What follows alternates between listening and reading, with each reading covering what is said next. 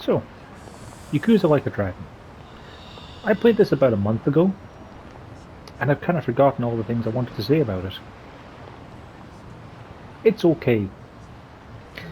A lot of people were praising it as being this utterly fantastic JRPG, and it's perfectly serviceable.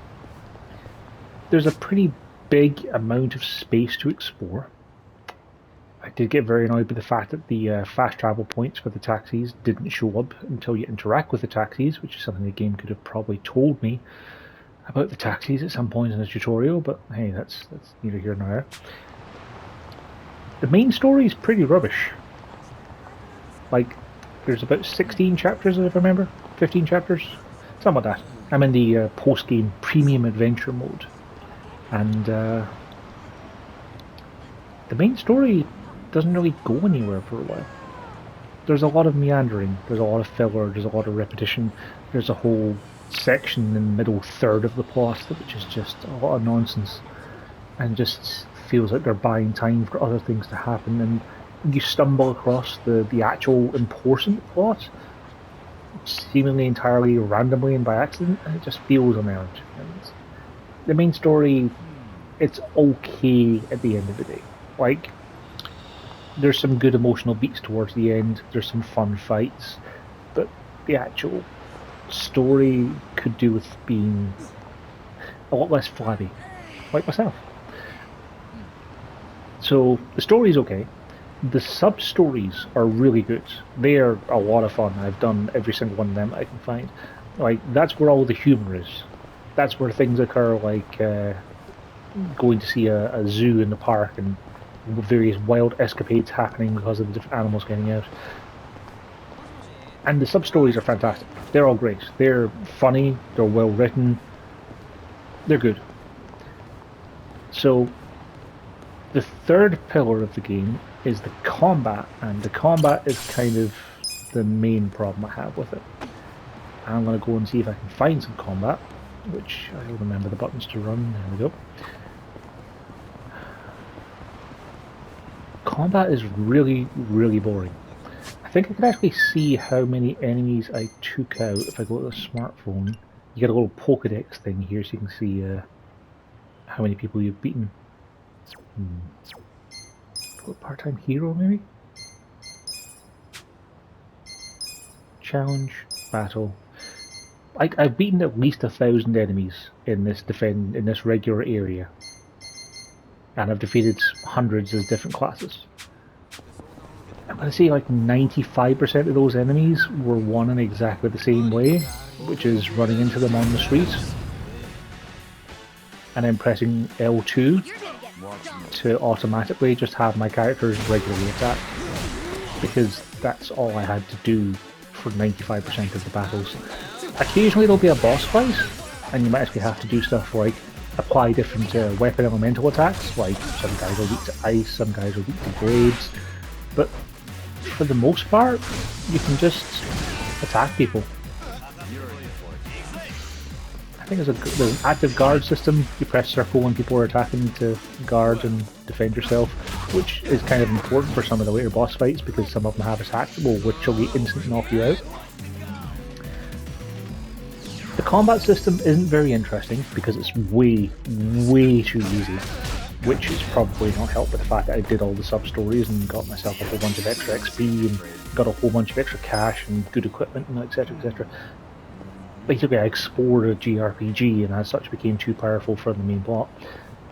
But the only times that I ever got threatened in the main game were fighting enemies that had instant KOs. Because if your main character dies, then you just lose.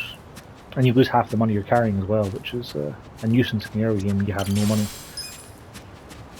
So, combat's pretty dull. There are post-game adventures where you can go and do dungeons that have more high-level guys, and you'll have to spend a bit more time leveling up your characters and grinding for stuff, but I really don't want to do any of that. Like, when I finished the story, I kind of cleaned up the sub-stories I had access to and was like, yeah, okay, I guess I'm done. Like, I don't want to go for the platinum for this game because I would just end up hating it, I think.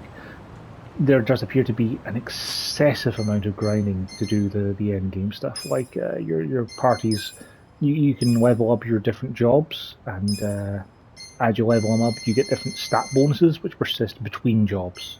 So as you can see, there's a lot of different jobs that you can get, and a lot of stat boosts you can get, which you'll need.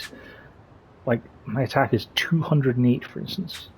Like, if I go and look at my attack on my gear, my legendary heals back 172 attack, so my actual attack's 400 at the moment. Those bars are not even halfway full, and you need pretty much of them for to be full to try on the last dungeon, from what I've heard from friends. So you pretty much need to level up like all of the classes. Like, I've got some of the best in-game gear I can get, and it's still nowhere near ready to take on the post-game content.